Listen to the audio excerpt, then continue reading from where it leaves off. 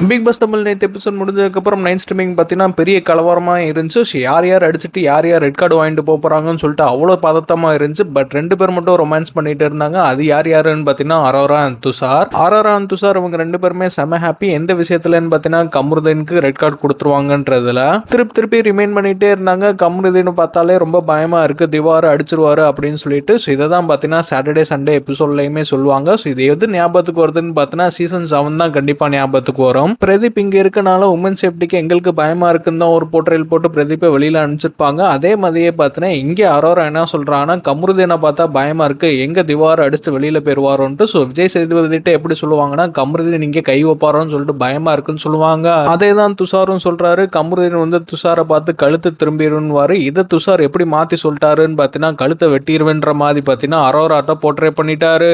So Kamaruddin night live ஸ்ட்ரீமிங்ல அவ்வளோ சண்டை போட்டு முடிச்சதுக்கு அப்புறம் அரோரா துஷார் அவங்க 2 பேருமே செம ஹாப்பி. ஸோ இந்த வீக் கமருதீன் பேருவாருன்னு சொல்லிட்டு அங்க இருக்கிற எல்லா பேரோட எதிர்பார்ப்பா இருக்கு.